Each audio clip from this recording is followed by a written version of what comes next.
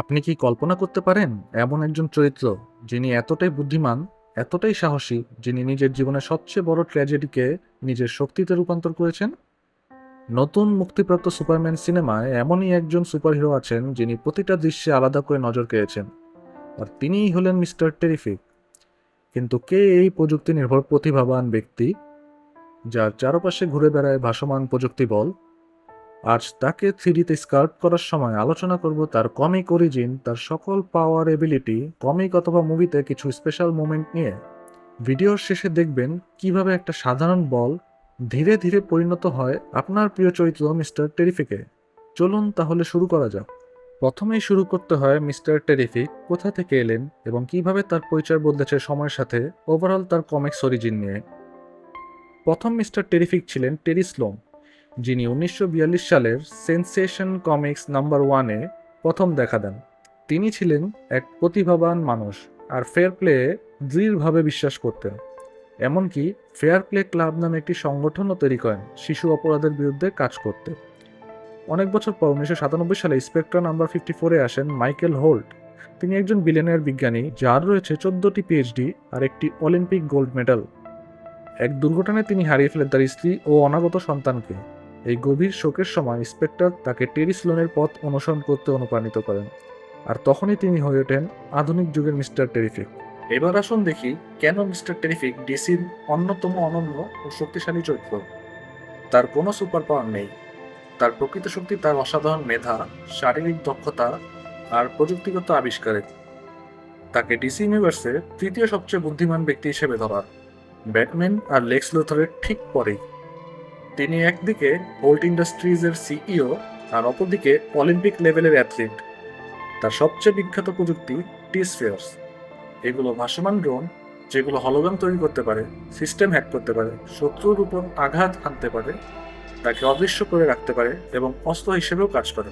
সাধারণত তিনি 3টা করে ব্যবহার করে থাকেন একসাথে, তো কখনো কখনো তিনি 10টা পর্যন্ত ব্যবহার করে থাকেন। এছাড়াও তার পোশাক আর মুখোশে রয়েছে এমন ন্যানো টেকনোলজি যেটা তাকে ক্যামেরা বা রাডারে ধরা না পড়তে সাহায্য করে। চলুন এবার দেখি কমিক্সে তার কিছু স্মরণীয় ও শক্তিশালী মুহূর্ত।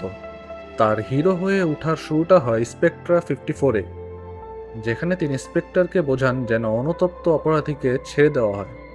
এখান থেকেই বোঝা যায় তিনি ন্যায় বিচার আর মানবিকতা দুটোকেই গুরুত্ব দেন। পরে তিনি জাস্টিস সোসাইটি অফ আমেরিকা এর একজন গুরুত্বপূর্ণ সদস্য এবং পরবর্তীতে চেয়ারম্যান হন। আবার ইনফিনিট ক্রাইসিস, ব্ল্যাকেস্ট নাইট ও 1 ইয়ার লেটারের মতো গল্পগুলোতেও তার নেতৃত্ব ছিল চোখে পড়ার মতো। দ্য টেরিফিক্স 2018, এখানে তিনি মেটামরফো আর প্লাস্টিক ম্যানের মতো নায়কদের নিয়ে একটি দল গঠন করেন এবং একাধিক মহাবিশ্ব জুড়ে অভিযান চালান, যেখানে মিশে থাকে বিজ্ঞানের বিস্ময়, অন্ধকার জাদু আর অসম্ভবকে জয় করার সাহস। এবার দেখে নিই কমিক বইয়ের বাইরে কোথায় কোথায় তিনি আলো ছড়িয়েছেন। অ্যানিমেটেড সিরিজে তাকে দেখা যায় Justice League Unlimited, Justice League Action, Beware the Batman, Crisis on Infinite Earths আর ইনজাস্টিস এ। বিভিন্ন চরিত্রে তাকে কণ্ঠ দিয়েছেন যেমন মাইকেল বিচ আর হ্যানিবল ব্লুয়েরেস। টিভিতে অ্যারোভার্সে একটি সংস্করণে দেখা যায় কার্টিস হোল্ট নামে। এই চরিত্রে অভিনয় করেছেন ইকো কেলাম। শুরুতে তিনি ছিলেন একজন সাধারণ টেকনো নার্ড, পরে হয়ে ওঠেন পুরোদস্তুর হিরো। আর বড় পর্দায়, মানে কিছুদিন আগে রিলিজ হওয়া 2025 সালের সুপারম্যান সিনেমায় মাইকেল হোল্টের চরিত্রে অভিনয় করেছেন এডি গেথেগি।